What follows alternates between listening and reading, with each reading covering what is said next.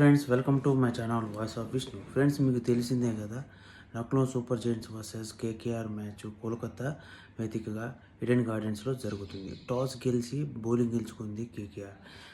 ఆ చాయిస్ కరెక్ట్గానే ప్రూఫ్ అవుతుంది అనిపిస్తుంది. ఎందుకంటే ఫస్ట్ 6 ఓవర్స్లోనే దాదాపు 80 పైన రన్స్ స్కోర్ చేశారు.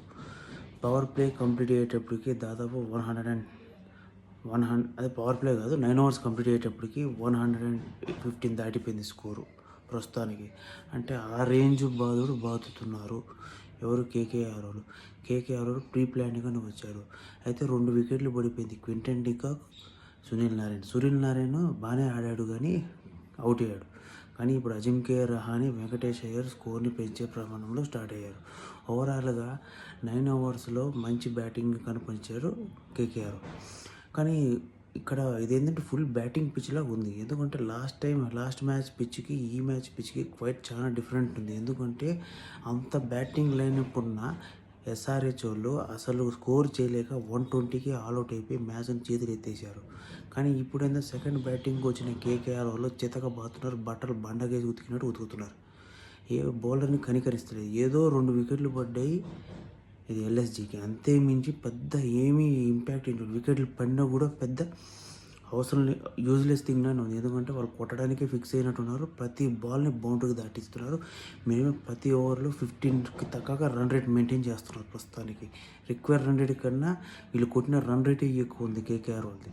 అంటే కేకేఆర్ వాళ్ళు ఏ రేంజ్ ఫామ్లో మెయింటైన్ చేస్తున్నారో చూడండి. ఎందుకంటే లాస్ట్ మ్యాచ్లో వెంకటేష్ అయ్యర్ బాగా ఆడాడు. ఇప్పుడు వెంకటేష్ అయ్యర్ ప్లస్ సునీల్ రహానే ఆడుతున్నారు. Venkatesh Iyer last match innings ఈరోజు ఆడితే కేకేఆర్ని బయటికి తీసుకురావచ్చు. ఎందుకంటే ఇంకా 110 రన్స్ ఉంది 66 బాల్స్లో, 123 రన్స్ ఉంది 66 బాల్స్లో కొట్టాలి ఇప్పుడు ప్రస్తుతానికి. సో ఏ రేంజ్ బ్యాటింగ్ చేయాలో కేకేఆర్ వాళ్ళు మీరు ఆలోచించుకోండి. ఆ రేంజ్ బ్యాటింగ్ చేయాలి. కానీ మళ్ళీ ఎల్ఎస్జికి వస్తే అదే ఇంకేం చేస్తాం, అది బౌలింగ్ పిచ్ కాదు. ఎవడు ఎంత ఫాస్ట్ బౌలర్ వేసినా వాళ్ళు చితక బాతున్నారు. కనికరం లేకుండా ఏదో ఒక్కొక్క ఓవర్లు తక్కువ వస్తున్నాయి. కానీ మిగిలిన ఓవర్లో బ్యాట్స్మెన్ పిచ్లానే తయారైంది. ఎందుకంటే ఫస్ట్ ఇన్నింగ్స్లో కేకేఆర్ వాళ్ళని చితకబాతుంటే ఏంద్రాబాబు ఈ బౌలింగ్ అనుకున్నాను. కానీ సెకండ్ ఇన్నింగ్స్లో కూడా అదే రేంజ్లో బాదుతున్నారు బ్యాట్స్మెన్స్.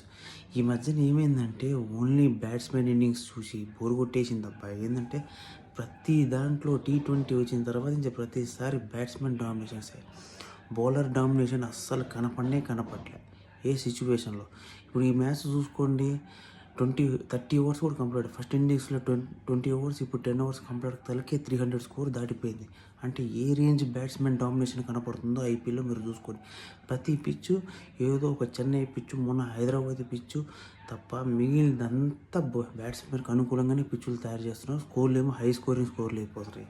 మనం చేసేది ఒకవేళ లో స్కోరింగ్ చేస్తే 10 ఓవర్స్ 12 ఓవర్స్ సెకండ్ బ్యాటింగ్ చేసినట్టు చేస్తున్నారు ఒక ఎస్ఆర్హెచ్ వాళ్ళు తప్ప.